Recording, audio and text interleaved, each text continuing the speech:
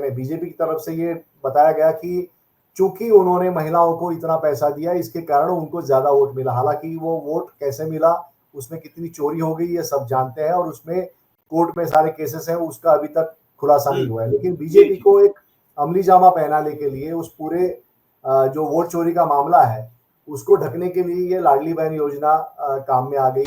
अब दावा किया जा रहा है कि वो 1 करोड़ रोजगार देंगे हर साल, ऐसा जो एनडीए का जो चुनाव घोषणा पत्र है उसमें बताया गया है। लेकिन जहां मोदी साहब ने 2014 में जो घोषणा की थी कि 2 करोड़ रोजगार देंगे पूरे देश में, वो नहीं वो दे पाए, तो एक अकेले बिहार में 1 करोड़ वो कैसे देंगे, ये सवाल है। जी नमस्कार, मैं अजय वर्मा और आप देख रहे हैं न्यूज नशा। हमारे साथ हैं सुभाष शिर्के जी, महाराष्ट्र मुंबई से। मैं आज उनको इसलिए बिहार के चुनाव पे लेके आया हूं क्योंकि पूरे देश की नजर शायद बिहार चुनाव पे है। बिहार एक अहम स्टेट है राष्ट्रीय दलों के लिए। कांग्रेस की बात करें या महागठबंधन, मैं कहने का मतलब एनडीए की बात, बीजेपी की खास तौर पे, क्योंकि उनकी हर पॉलिटिकल पार्टी की नजर बिहार पे होती है। जैसे कि महाराष्ट्र के बिना सरकार आप नहीं बना सकते, उत्तर प्रदेश के बिना सरकार नहीं बना सकते, उसी तरह से बिहार के बिना केंद्र में आज की तारीख में सरकार बनाना मुश्किल है। आज की तारीख में अगर केंद्र की सरकार चल रही है तो बिहार के जेडीयू के भरोसे, टीडीपी के भरोसे। और आज बिहार में चुनाव होने जा रहा है। आज मतलब कि 6 तारीख को पहला चरण है चुनाव का, 11 तारीख को दूसरा चरण है चुनाव का। बड़े बड़े नेता बीजेपी के, एनडीए के प्रवेश कर चुके हैं बिहार में। उन्होंने तरह तरह की बातें करी हैं और 4 तारीख को कैंपेन के पहले उनकी कोशिश है कि 6 तारीख के वोटिंग में शायद उनको फायदा मिल जाए, क्योंकि बीजेपी 110 सीट पे, जेडीयू 110 सीट पे, और महागठबंधन में अगर आप जाए तो कांग्रेस 61 सीट पे, और 61 सीट सिर्फ कहने के लिए, क्योंकि 61 सीट के अलावे 61 सीट में ही आप जोड़ लें 12 सीटों पे आरजेडी और सीपीएम और सीपीआई या लेफ्ट की बात करें, इट्स अ फ्रेंडली फाइट। इन्होंने वर्ड दिया है फ्रेंडली फाइट। आखिर किसको नुकसान होना है? ये कोशिश में है कि शायद जातीय आधार पे एनडीए को हम इन्फ्लिक्ट कर देंगे, इंपैक्ट कर देंगे। देखना है कि 14 को क्या रिजल्ट आता है। खैर, मैं उस पर भी नहीं जाना चाहता। दोनों ने मैनिफेस्टो अपने डिक्लेयर कर दिए। एक ने लास्ट ट्यूसडे को महागठबंधन ने अपना मैनिफेस्टो डिक्लेयर किया। उसका नाम क्या था? तेजस्वी प्रण, यानी कि महागठबंधन ने जो फेस दिया है तेजस्वी का सीएम के लिए, उनके प्रण, उनके प्रॉमिसेस, उनके इंटेंशंस, उनके मोटिव्स की बात की है। उन्होंने कहा है कि हम महिलाओं को लाखपति बना देंगे, हम जो बेरोजगार हैं उनको नौकरी दे देंगे, इंडस्ट्रीज लगा देंगे। और दूसरी तरफ कल या आज हम मान लें एनडीए ने नेशनल डेमोक्रेटिक अलायंस ने भी अपना मैनिफेस्टो डिक्लेयर किया। उसका नाम था संकल्प पत्र। इन्होंने कहा लाखपति दीदी, यानी every woman would be lakhpati. I fail to understand how these things are being projected. Is it possible? Maharashtra में भी जब चुनाव हुआ था, सुभाष जी आपको भी याद होगा, इस तरह के वादे किए गए थे 1 साल पहले। क्या उन वादों पे वो हुआ जो उन्होंने किया था, या इन वादों पे ये रह पाएंगे? आपको क्या लगता है बिहार चुनाव में इस बार, क्योंकि आप राष्ट्रीय स्तर पे बिहार को देख रहे हैं, मैं आपसे जानना चाहता हूं बिहार चुनाव के बारे में। जी सुभाष जी।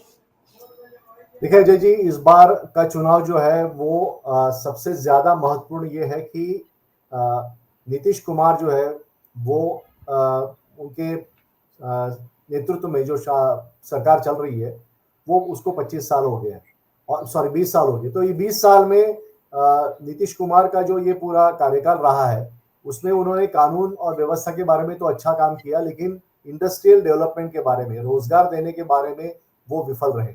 और इसमें ज्यादातर जो उनका कार्यकाल था वो बीजेपी के साथ, और बीजेपी केंद्र में सत्ता में है, उसका फायदा उनको होने की आवश्यकता थी, लेकिन वो नहीं हुआ है। अब दावा किया जा रहा है कि वो 1 करोड़ रोजगार देंगे हर साल, ऐसा जो एनडीए का जो चुनाव घोषणा पत्र है उसमें बताया गया है। लेकिन जहां मोदी साहब ने 2014 में जो घोषणा की थी कि 2 करोड़ रोजगार देंगे पूरे देश में, वो नहीं वो दे पाए, तो एक अकेले बिहार में 1 करोड़ वो कैसे देंगे, ये सवाल है। दूसरा, पूरा जो ये मुद्दा है वो जंगल राज पर लेके जाने की एनडीए ने भरपूर कोशिश की, लेकिन तेजस्वी यादव जो लगातार सिर्फ रोजगार पे बात कर रहे हैं, उसके कारण बीजेपी को भी रोजगार की बातें करनी पड़ी है, और उसमें ये 1 करोड़ की रोजगार की बात आई है। लेकिन जिस तरह से उन्होंने फॉर्मूला दिया है बीजेपी ने कि ये जो रोजगार है वो निजी क्षेत्र का जो इन्वेस्टमेंट है वो बिहार में करके 1 करोड़ युवाओं को रोजगार देंगे। अभी इंडस्ट्री वहां पे क्यों नहीं आ रही है? इससे पहले तो 20 साल नीतीश कुमार इनका शासन था, सरकार थी, उस वक्त तो कोई प्राइवेट वहां पे जो प्रोजेक्ट है वो तो लगा नहीं। प्राइवेट छोड़ दीजिए, सरकारी प्रोजेक्ट भी कुछ लगा नहीं। जो बड़े बड़े सरकारी प्रोजेक्ट्स होते हैं वो भी इसमें लेके आने में नीतीश कुमार विफल रहे। मोदी साहब ने घोषणा की थी कि विशेष राज्य का दर्जा देंगे बिहार को, वो भी वो नहीं दे पाए।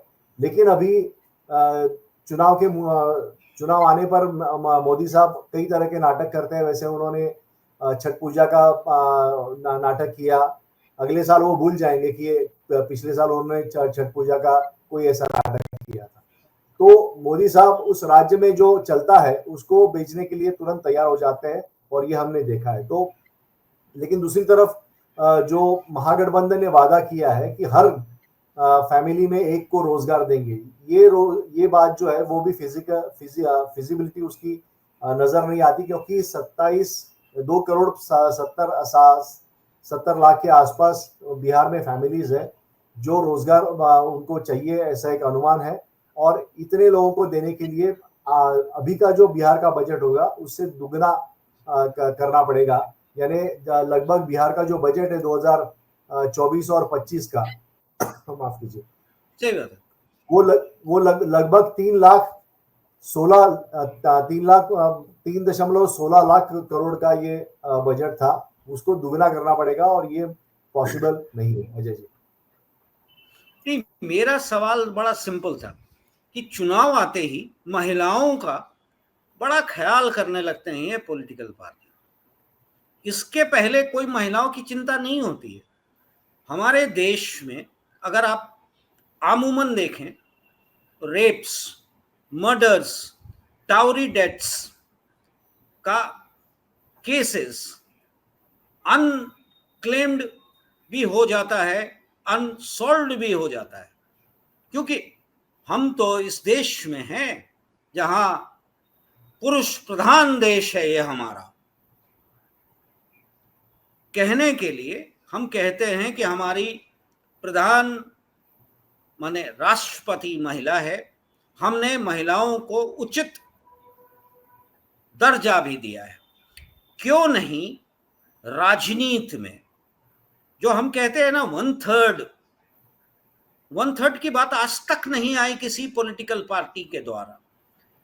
जब हम पार्टी टिकट्स बंटवारा करते हैं, बीजेपी ने भी किया, कांग्रेस भी कहती रहती है, क्यों नहीं बिहार में 1/3 of the tickets were distributed to the women. पर आज हम महिलाओं को टिकट्स के किनारे रखकर लाखपति दीदी की बात करते हैं, कहते हैं कि आपको 30,000 रुपये 1 लाख रुपए तक का आपको प्रावधान कर देंगे, यानी कि सॉप्स, यानी कि यू आर मेकिंग देम इन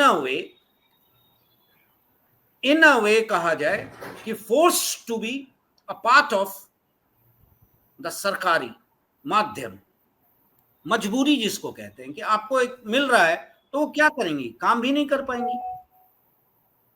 ये जो माध्यम और अपनाया जाता है राजनीति में महिलाओं को लुभाने के लिए, मैं आपसे जानना चाहता हूं कि महाराष्ट्र में भी लाडली बहन या जो बहन भाई का जो हुआ था, आपको भी याद होगा, हम आपसे इस पर बहुत चर्चा कर चुके हैं। क्या है रिजल्ट? क्या वाकई में वो पहुंच पाया उन लोगों तक जिनको दिया जाना चाहिए था? क्या वाकई ये पहुंच पाएगा उनको जिनके लिए ये प्रॉमिस किया जा रहा है? जी देखिए, लाडली बहन योजना जो थी वो महाराष्ट्र गवर्नमेंट ने शुरू की थी चुनाव के पहले, और जी चुनाव के पहले 2 महीने की किस्त जो थी वो महिलाओं को 2-2 हजार रुपया वो उन्होंने दे दिया, और उससे महिलाएं बहुत खुश हो गई। और बताया, यानी बीजेपी की तरफ से ये बताया गया कि चूंकि उन्होंने महिलाओं को इतना पैसा दिया, इसके कारण उनको ज्यादा वोट मिला। हालांकि वो वोट कैसे मिला, उसमें कितनी चोरी हो गई, ये सब जानते हैं, और उसमें कोर्ट में सारे केसेस हैं, उसका अभी तक खुलासा नहीं हुआ है। लेकिन बीजेपी को एक अमली जामा पहनाने के लिए उस पूरे जो वोट चोरी का मामला है उसको ढकने के लिए ये लाडली बहन योजना काम में आ गई। अब मैं मेरी घर की बात बताता हूँ। मेरे घर में एक मेड है, उसको 2 महीने 3 महीने उनको पैसे मिले 2-2 हजार रुपए, और पिछले महीने से उनको बिल्कुल पैसे नहीं मिले। तो इसका मतलब है कि उनका नाम कट गया है, और ऐसी कई सारी महिलाएं हैं कि जिनका नाम कट चुका है। और ये जो पूरी योजना थी वो पूरी योजना बोगस साबित हुई है, क्योंकि जो सामाजिक स्वास्थ्य या फिर सामाजिक सुरक्षा का जो बजट होता है उसमें से पैसा उठा के इन महिलाओं को दिया गया। इसलिए पूरा जो ढांचा जो है आर्थिक व्यवस्था का महाराष्ट्र सरकार का वो चरमरा गया है, और कई सारी योजनाएं वो उनको रद्द करनी पड़ी, क्योंकि सारा पैसा जो है वो महिलाओं को दिया गया। अब महाराष्ट्र जैसे राज्य में ये अगर सिचुएशन है तो आप कल्पना कीजिए कि बिहार में क्या हालात होगी।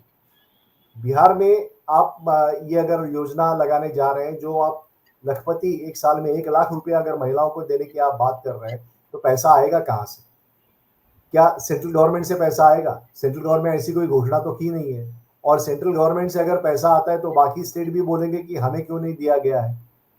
अगर बिहार के महिलाओं को लखपति बनाया जा रहा है तो महाराष्ट्र के, दिल्ली के और बाकी राज्यों के महिलाओं ने क्या गुनाह किया है? क्या वो इस देश के नागरिक नहीं है? क्या वो देश के उनके फैमिली से या फिर बाकी जो उनका जो बाकी लोग हैं, उनके सगे संबंधी हैं, क्या वो टैक्स नहीं पे कर रहे हैं? तो उनका हक नहीं बनता कि क्या वो लखपति बने? तो ये सवाल सही जो बात। है, मोदी साहब जो है वो दिल्ली के चुनाव में अलग कहते हैं कि रेवड़ियां मत बांटो, और बाकी बाद में सब जगह पे वो रेवड़ियां बांट रहे हैं। तो कथनी और करनी में तो फर्क है नहीं इनके। तो कथनी ये और सारी करनी। चीजें। हाँ जी, आप कुछ दूसरा कह रहे थे। हाँ ये भी महागठबंधन जो है वो 2,500 रुपया बांटने की बांटेंगे ऐसा कह रहे हैं।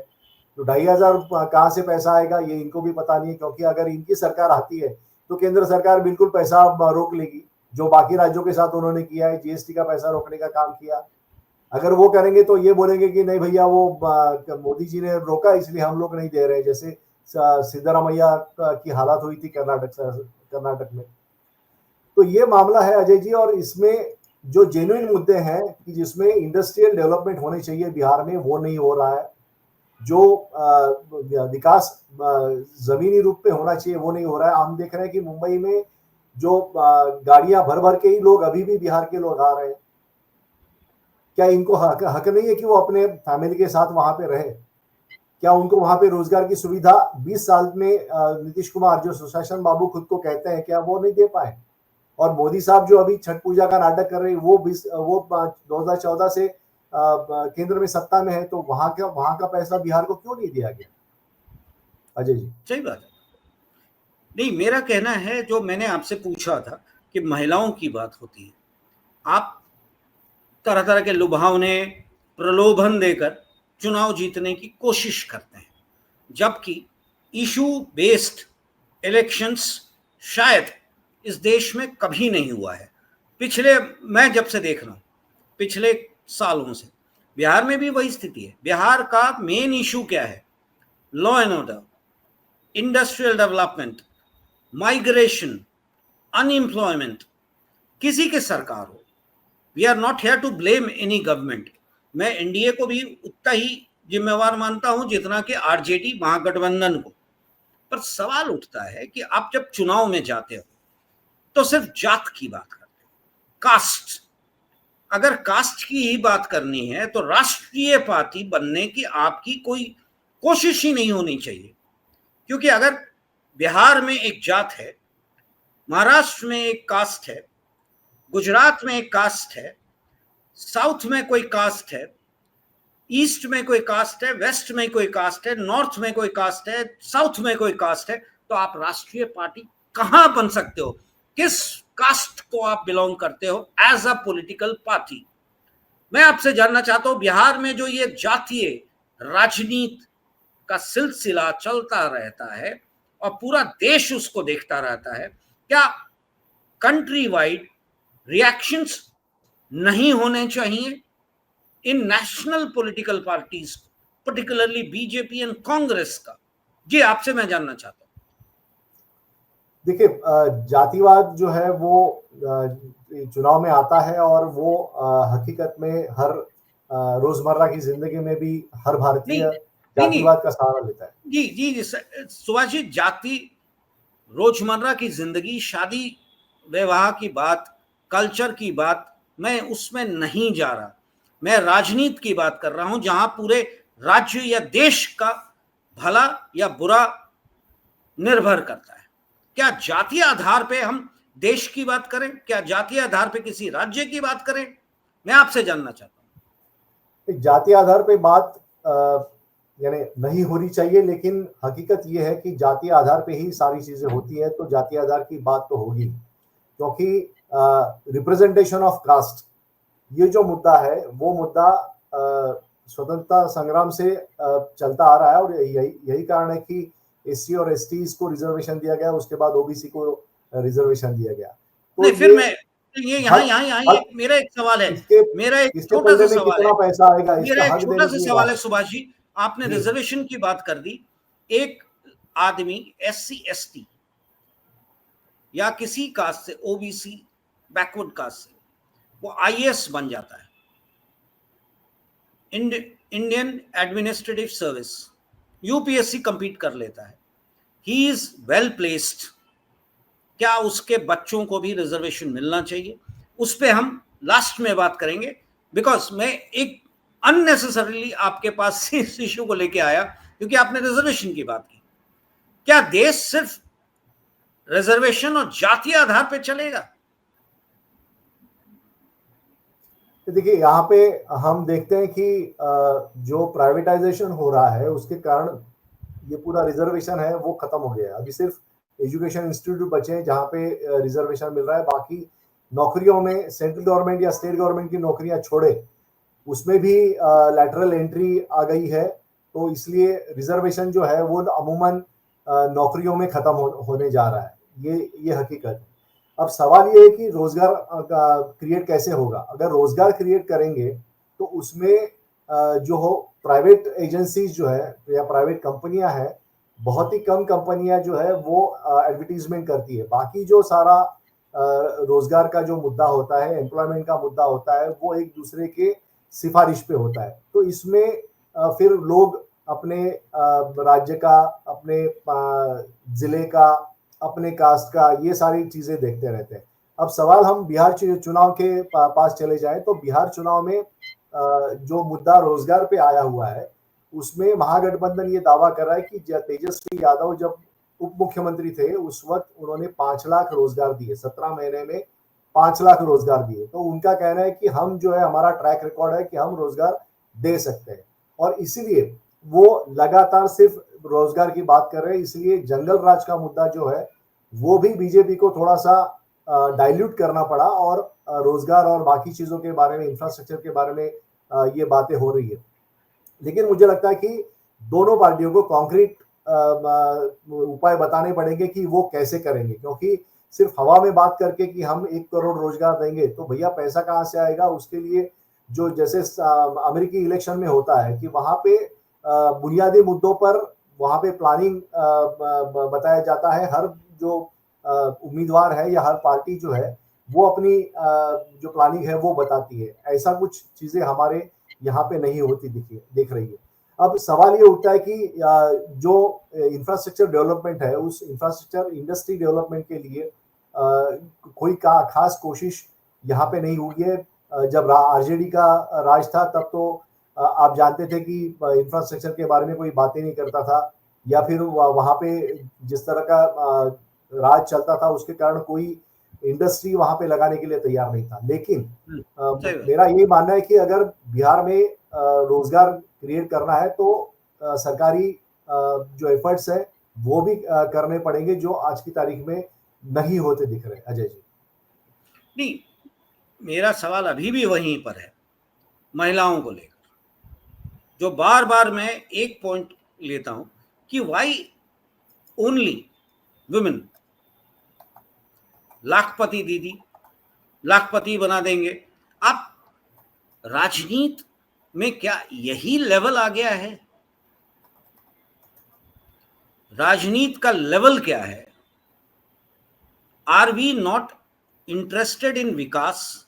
आर वी नॉट आपने जो कहा एम्प्लॉयमेंट, इंडस्ट्री तो बिहार में पिछले 15 साल से मैं देख रहा हूं, 15-20 साल से, या मैं जब था बिहार में तब से मैं देख रहा हूं।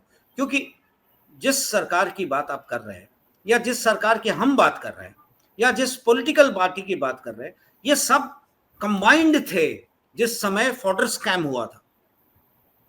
फॉडर स्कैम में all people were involve, not only Lalu Yadav for that matter.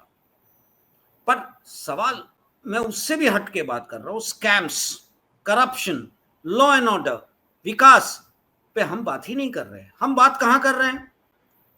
हम बात कहां कर रहे हैं कि हम इनको सॉप्स देंगे, हम इनको इतने पैसे देंगे, आप हमको वोट दो। दोनों ही गठबंधन, महागठबंधन की बात करें या एनडीए की बात करें, इनके मैनिफेस्टो को आपने देखा? हम विकास कर देंगे, हर जिले में एक इंडस्ट्री लगा देंगे। तो 5 साल में आपने लगाया क्यों नहीं? 15 साल से आपकी सरकार केंद्र में थी, आपने लगाया क्यों नहीं? या लालू यादव जी की आरजेडी की सरकार इतने सालों से थी बिहार में, आपने लगाया क्यों नहीं? आपने एम्प्लॉयमेंट दिया क्यों नहीं? और एम्प्लॉयमेंट किस टाइप का आप देते हो? सिलेक्टेड लोगों को एम्प्लॉयमेंट मिलती है। आप जैसे कह रहे हो ना कि आपकी मेड को मिला फिर कैंसिल हो गया, यही चीज है। हम लाखपति बनाएंगे पर उन्हीं को बनाएंगे जो हमारे जातीय आधार पे आधारित होंगे। नेता भी वही होंगे जो हमारे जातीय आधार पे आधारित होंगे। क्या बिहार ऐसे में डेवलप कर पाएगा? मैं इसलिए आपसे पूछ रहा हूं क्योंकि आप मुंबई में बैठे हैं और महाराष्ट्र में हैं और देश पे आपकी नजर है, बिहार से बाहर हैं। आपका क्या विचार है बिहार के बारे में? मैं आपसे जानना चाहता हूं। देखिए, ये जो जातिवाद है वो राजनीति में तो खत्म हो जाना चाहिए, ये बात सही है। और अभी बात जो उठ रही है कि जो अति पिछड़ा है उनको भी हक देने की बात हो रही है।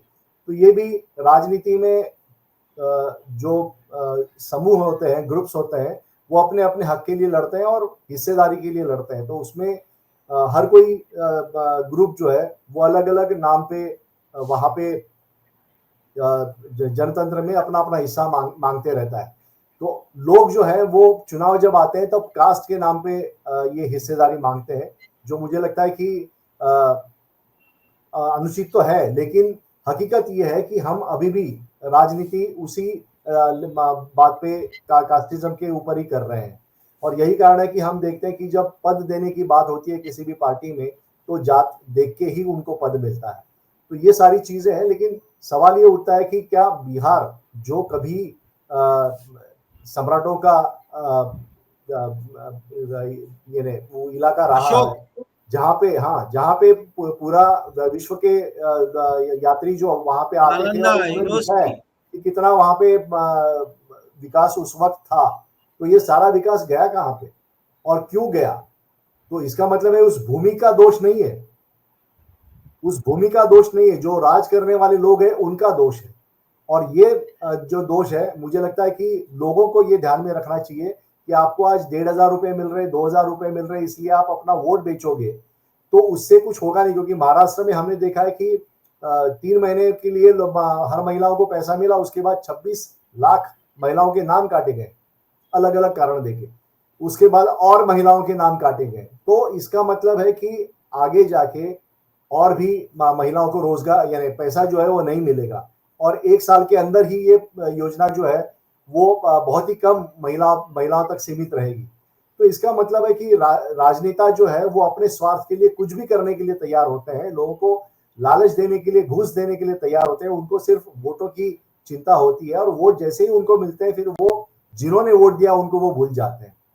ये हकीकत है। इसलिए ट्रैक रिकॉर्ड क्या है ये भी हमें देखना होगा और उसके मुताबिक वोट देना पड़ेगा, ऐसा मुझे लगता है। जय जी। जाते जाते एक छोटा सा सवाल जो आपके महाराष्ट्र से भी इन्वॉल्व है, बिहार का ही मामला है। संघ, जब हम संघ की बात करते हैं तो हम कहते हैं संघ यानी कि हमारे साथ। संघ का मतलब होता है कोट एंड कोट आपके साथ।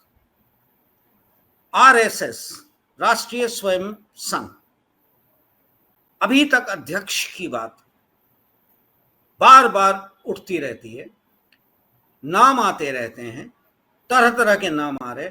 मुझे जो सुनने में आया है इस बार संघ में भी जातीय आधार पे भारतीय जनता पार्टी का अध्यक्ष चुनने की बात हो रही है।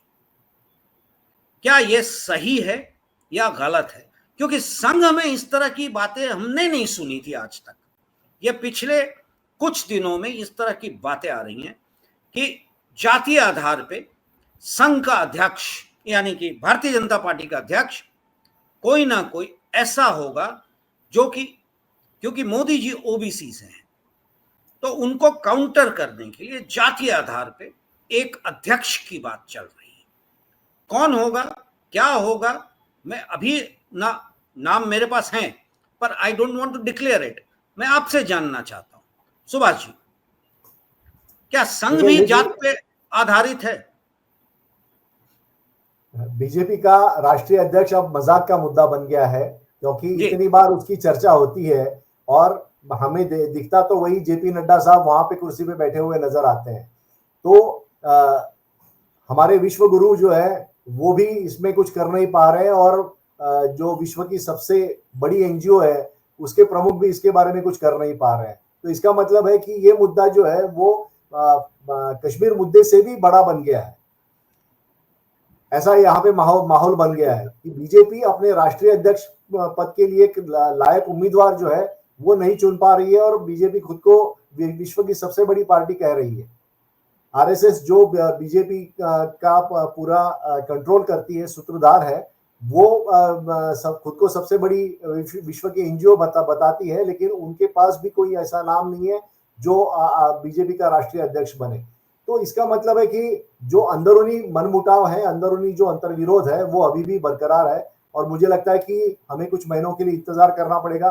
कई नेता कई सारे वादे कर रहे हैं, लेकिन अंत में बीजेपी के जो ऊपर जिनकी पकड़ है, नरेंद्र मोदी और अमित शाह और आरएसएस के मोहन भागवत, इनके टकराव में पहले पलक कौन झपकता है इसके ऊपर बहुत कुछ निर्भर है। अजय जी। नहीं, मेरा सवाल आपने सुना होगा कि क्या भारतीय जनता पार्टी का अध्यक्ष इस बार संघ के द्वारा जातीय आधार पर डिक्लेयर होगा? देखिए, जो भी होगा वो बैलेंस की बात हो रही है, पॉलिटिकल बैलेंस की बात मोदी साहब भी करते हैं कि वो हमेशा राष्ट्रपति पद पे अलग नाम वो ये आदिवासी कभी भेजते हैं, कभी और कोली समाज के तरफ से वो भेजते हैं, और वो बैलेंस करते रहते हैं। लेकिन सवाल ये उठता है कि जो भी आदमी होगा वो क्या नरेंद्र मोदी और अमित शाह के काम का होगा या फिर आरएसएस के कैंप का होगा। इसके ऊपर लड़ाई चल रही है और ये लड़ाई जो है मुझे लगता है कुछ महीने के लिए और जारी रहेगी। अजय, चलिए देखते हैं बिहार के चुनाव के साथ। तो भारतीय जनता पार्टी का अध्यक्ष, दोनों को अगर हम मिलाकर देखें तो नड्डा जी थे, मैनिफेस्टो के दौरान वो बैठे हुए थे, यानी कि वो अध्यक्ष हैं आज की तारीख में भी। और आगे क्या होगा समय बताएगा। संघ डिक्लेयर करेगा कि अध्यक्ष कौन होगा या मोदी शाह जी ये डिसाइड करेंगे कि अध्यक्ष कौन होगा। इसके अलावे बिहार के चुनाव में जातीय आधार से ऊपर राजनीति जा ही नहीं पाई है आज तक, और शायद इस बार भी जातीय आधार पे ही बिहार की राजनीति 14 को दिखेगी। ये अच्छा लगा आपसे बात करके, बहुत अच्छा लगा। धन्यवाद सुभाष जी, फिर मिलेंगे बिहार के चुनाव के माध्यम। और आप हमसे जुड़े रहने के लिए सब्सक्राइब करें YouTube पर, फॉलो करें Twitter पर और लाइक करें Facebook पर। और ज्यादा जानकारी के लिए आपको टाइप करना होगा सिर्फ न्यूज़ नशा।